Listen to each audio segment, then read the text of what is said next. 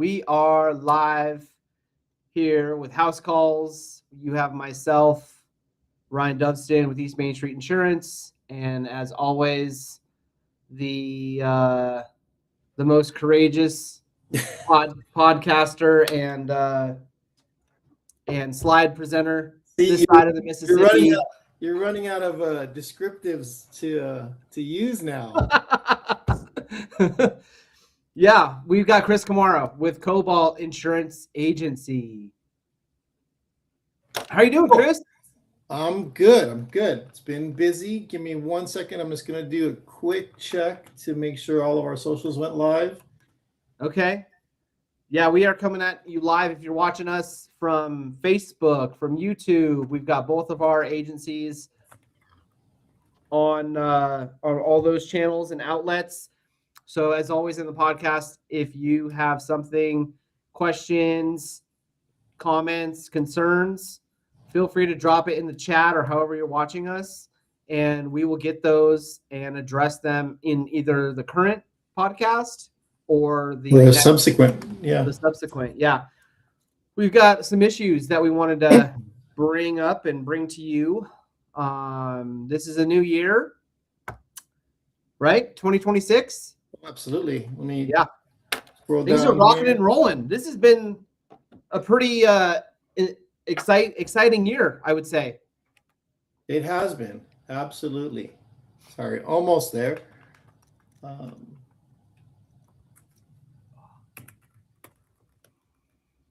It has. I'll let you go. I'll go to the next slide while I'm taking care of this. Okay. You want to read our disclaimer first? Yeah, disclaimers. So, as always, the information in this podcast is just general knowledge information by us being in the industry for countless of years, and we wanted to bring this to you from informational purposes only, so it does not constitute professional insurance advice. We strongly recommend that you consult a licensed insurance agent to discuss your specific needs. And with that, we bring to you today's deep dive. 88888. That's a really good one. I like the intent behind it. Yeah. My problem is that I don't think it's been funded. I'm looking it up right now. Yeah, I was going to say last week we kind of hinted at what we're going to be chatting about today, and you were on the pulse of looking to see, and I don't think they really have any information out yet on the funding of it. I don't know if does the next slide kind of give a high level overview of what AB 88888 is? Yeah, I'll let you run through that. Okay. Yeah, so Chris is checking the grant status, but home hardening is expensive. It's needed. There's a lot of carriers that are looking at implementing that into their underwriting and making sure that, one, you qualify for some discounts, but also helping to protect the structure. So a lot of the things, we've heard of the 0 to 5 zone, but this Safe Home Act is establishing a funding program so that way they can give out grants and low interest loans to people to help them with that zone 0, whether it be landscaping, whether it be, I believe the siding too is the other stuff, ember resistant upgrades, some roofs even. Roofs are not cheap, so that's gonna be good. I guess the goal obviously is to make safety affordable and make it so that way Californians can apply for it to implement all of these standards. But cost, I think, has always been the biggest barrier. Even whenever Fair Plan released their wildfire hardening, there was a lot of people on the enclosed eaves was one of the stipulations that people couldn't meet. And I think that alone, people were getting bids between $2,000, $3,000 a year. I mean, a job. And it really wasn't worth them to get that discount, but it's still a vital part of making sure your home is wildfire safe. So I did get some answers. So it was signed. Okay. October of last year, we knew that. So it is signed, but the funding status is pending implementation. The bill itself was a marked appropriation no, meaning it did not come with a check attached.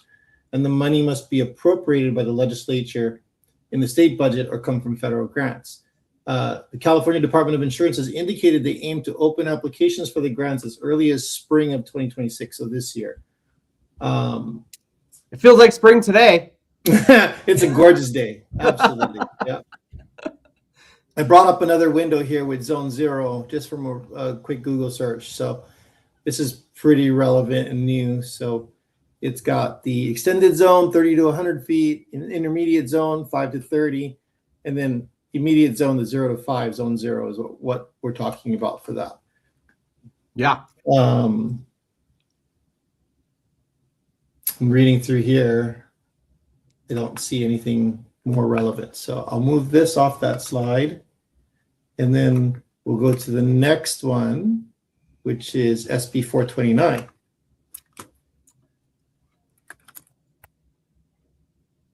I'll let you read that off. 429. The fairness model.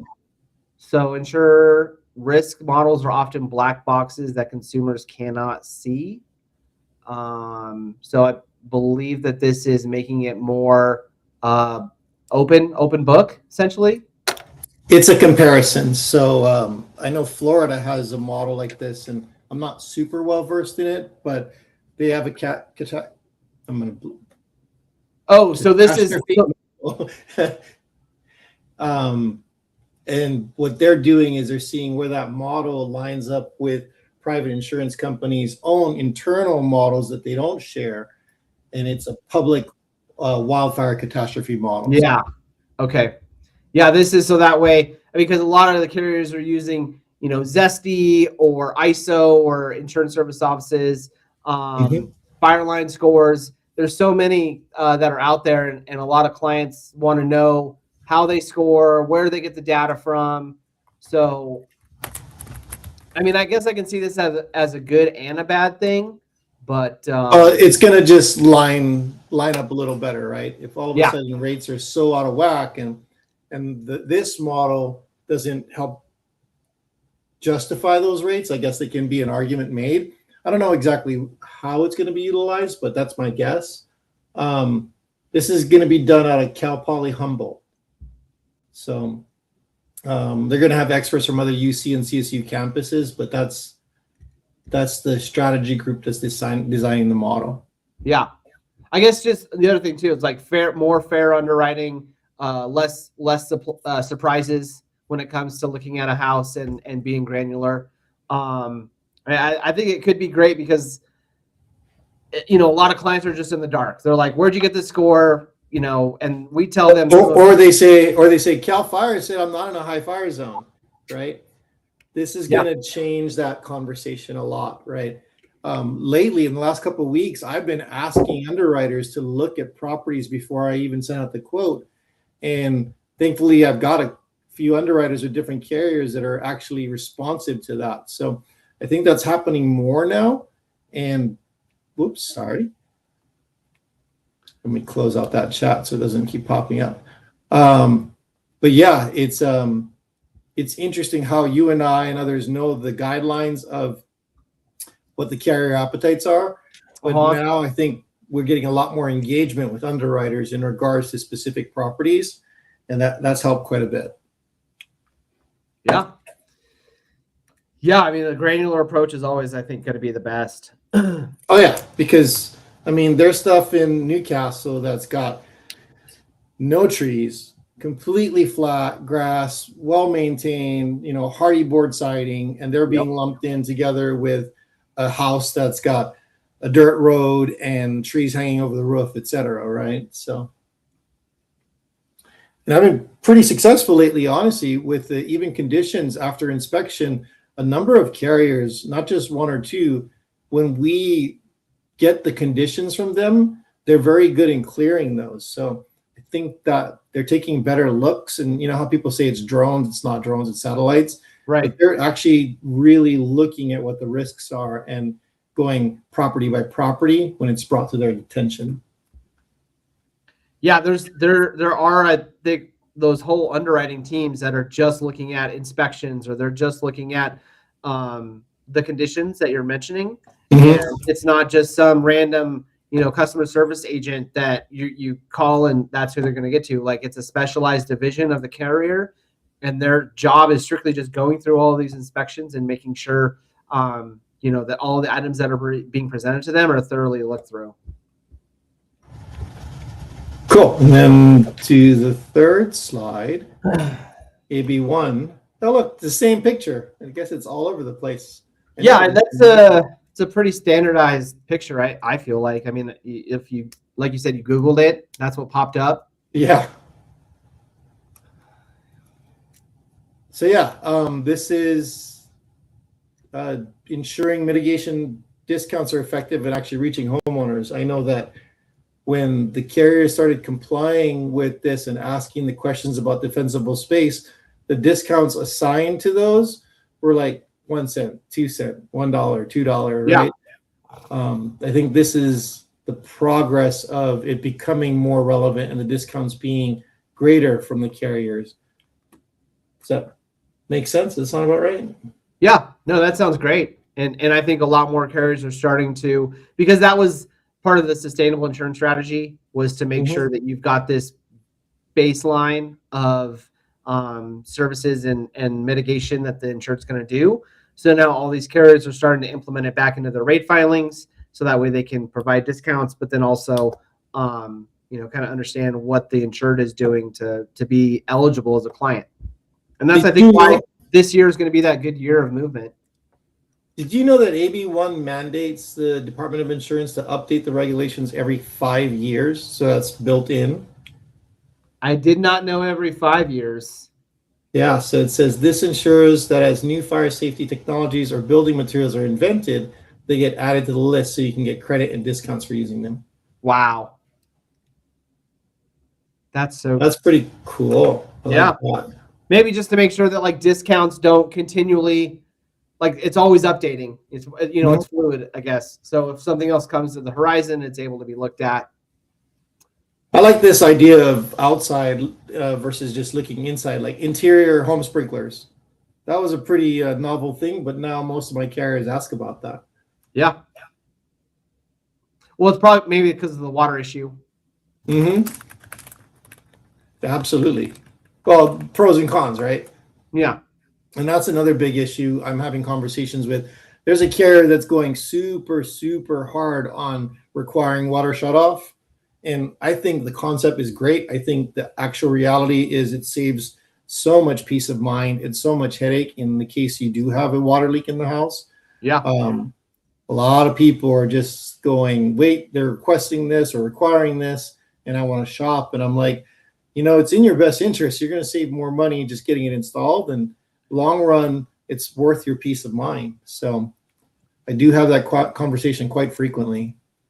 And I could pull up, I'd have to find it and dig really deep into the archives, but there was a table graph that showed that water claims were actually higher than wildfire claims. I remember that. Yeah. That's just, it was shocking whenever I first saw it, but I think it might have encompassed the entire nation, but still at the same point, I feel like I heard almost more often last year, and we had rarity of wildfires, but I had a lot more water damage claims last year than ever before. Internal? I had 2 internals, yes. Okay. I get a lot, like in this last very heavy wind and rainstorm, I got a lot of calls in regards to roofs, but after having a conversation with people, it didn't make sense for them to file a claim. The damage associated with that was less than their deductible, so they wouldn't have gotten anything anyway. Well, and I think another reason too why the water damage claims are so broad is because if it sits for any amount of time, it starts seeking in and damaging not only walls, but could be the foundation as well. So you're talking about mold and things like that. And then it could just kind of get larger from there. Yeah, and it's not sudden and unexpected at that point. Therefore, insurance isn't going to cover it. So I did miss one, and I'm trying to find it real quick. Yeah, I was going to go through. I see there's 888-429. We did That's that. what I'm pulling up right now. 81. 495, sorry. 495? Eliminate the list. Yeah. I'm just trying to find a good article or website to pull up for it. I mean, I think that one is huge, especially after I'm the just going to pull up the Google AI answer to it. Okay. Probably faster that way. But yeah, I think this removes a higher stress point for people that experience a total loss. Yep. Yeah, it's up to 350,000 or 60% of what your portion is without having to show a list or provide a list. Have you gone through many total loss claims before? How has that been as far as before SB 495? I haven't gone through very many, no. Okay. But I've heard that other than receipts, I think it's just more or less a full account, because you just lost your house. Now you got to kind of reincorporate what you had in each room, and a lot of times you're going to forget what it is. Mm-hmm. But whenever you bring it up at the time of claim, it's kind of like that's your one and only chance to make sure that you're getting reimbursed for your things. And then the whole ACV and replacement cost value kind of comes into play, like how long have you had such item for. So this was just a way to kind of eliminate all that and cut the red tape and give you that limit up front without kind of really having to explain anything. Yep. Wow, we did that very, very fast. I know I didn't have a lot of topics on this today. Is there anything else you want to go over? Nothing's really coming to mind. I'm trying to think if during the week something got brought up with clients and what it is that maybe they're looking for whenever they're insuring something. I know valuation's always been a huge thing, and that we've always covered that, I think, in a lot of our other podcasts before. Availability, I think that we keep hearing about some new carriers kind of coming on the horizon this year. It's so funny. We were talking about that earlier today. I got appointed. Sorry, this and that. I got appointed with a carrier in December, and then I forgot about them completely until another agent brought it up. So there are carriers entering the market. Yeah. I did have a meeting this morning, and it was a discussion I did not expect during that meeting, but it is expected, and this is totally not homeowner related, but it's definitely insurance, is workers' comp rates, for having been very, very competitive for so long, appears to be on the upward trend. Have you seen anything like that lately? That more people are filing for workers' comp rates? That premiums are going up. Oh, premiums are going up? I haven't. I know one of my other carriers had mentioned that they wanted to shift and just primarily get back to their roots of only selling workers' comp. Mm-hmm. So that helps drive rates, down, because then they're not focused in other areas of coverage. But I think some of the normal players have standardized rates that they kind of are putting across the board. Maybe it would be good to check with State Fund and seeing what their trend rates are, if they're going up too, because that's kind of a good baseline to check and see, if these other carriers are filing for rates. I know that's not related to homeowners insurance. I was going to ping you on it because you know commercial much more than I do. Yeah. I don't know, maybe if the carriers were starting to file for, was it because of the whole contractor bid that was going on that was supposed to happen this year and then got pushed again? I don't know anything about that. I saw that in the chat, but what is that? I thought that was already required. Is it every contractor instead of specific industries, or? Yeah, it was every contractor that was with the CSLB. You had to show proof of workers' comp. Oh, so it wasn't just those 4 classes. That happened a number of years ago. Right.